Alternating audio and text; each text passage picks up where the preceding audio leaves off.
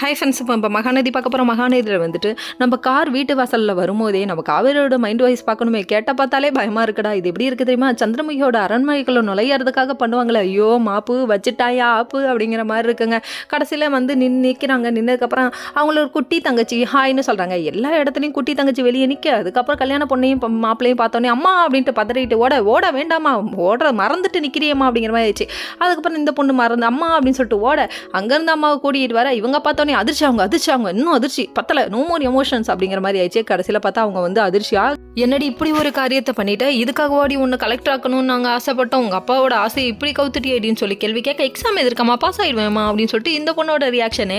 அது மட்டும் இல்லைங்க, எனக்கு பிடிச்சிருக்குன்னு கல்யாணம் பண்ணேன், அதுக்கு என்ன இப்போ அப்படிங்கிற மாதிரி இருந்தது. கடைசியில் பார்த்தா அழுகாத பிள்ளைய அழுவ வச்சுட்டாங்க. மேக்கப் போட்டதெல்லாம் வீணா போச்சு அப்படிங்கிற மாதிரி. காலையில் மேக்கப் போட்டு ஜாலியாக போனேன், இப்போ வந்து குமரி அழுவுற அப்படிங்கிற மாதிரி. அதுக்கப்புறம் லெஃப்ட்டில் புஷ் ரைட்டில் புஷ்ன்னு சும்மா வளைச்சு அடிச்சாங்க. இவங்கள அடிச்சது மட்டும் இல்லைங்க, காவேரிக்கு எல்லாம் தெரியுங்கும் போது காவேரியும் இப்படி பண்ணிட்டாலேன்னு சொல்லிட்டு நீ எது பண்ணாலும் நான் சரின்னு நினச்சேன், அதுக்காக இது பண்ணுவேன்னு நீ எதிர்பார்க்கலன்னு சொல்லிட்டு மாறி கேள்வி கேட்டாங்க. உடனே ஹீரோக்கு கோவம் வந்துருச்சு. எப்படி ஏன் பொண்டாட்டி நீங்கள் சொல்லலாம்னு சொல்லிட்டு கோவம் வந்துருச்சு. அது மட்டும் இல்லைங்க, காவேரிக்கு மட்டும் இல்லை கங்கா மேலேயும் கோவப்பட்டாங்க. கங்கா சொல்கிறது உண்மையா, எனக்கு உரிமை இல்லையான்னு சொல்லிட்டு விஜய் கேள்வி கேட்க, உங்களுக்கு என்ன தெரியும், நடந்தது எதுவுமே தெரியாது, காவேரி மேலே பழிய போடாதீங்க, உங்கள் பொண்ணு சூசைட் அட்டன் பண்ணிட்டா, அவள் சாவர நிலைமையில இருந்தா, அவளை காப்பாற்றி கூட்டு வந்தோம், அதுக்கப்புறம் தான் நாங்கள் நிவினுக்கு கல்யாணம் பண்ணி வச்சோம், என்ன பண்ண சொல்கிறீங்க, வேறு வழியே இல்லைங்கிறதுக்காக நாங்கள் இதை பண்ணியிருக்கோம்னு சொன்ன உடனே கண்ணீர் வடிக்கிறாங்க. நாங்கள் எடுக்கிற முடிவை தப்பாக இருக்கும்னு நீங்கள் நினைக்கிறீங்களா ஆண்டி, நான் உங்கள் மருமகன் இல்லையா ஆண்டி, இந்த குடும்பத்தில் எனக்கும் பங்கு இல்லையா ஆண்டி, சொல்லுங்க ஆண்டி, சொல்லுங்க அங்கிள், சொல்லுங்க ஆண்டி அப்படின்னு சொல்லி நிற்கிறாரு.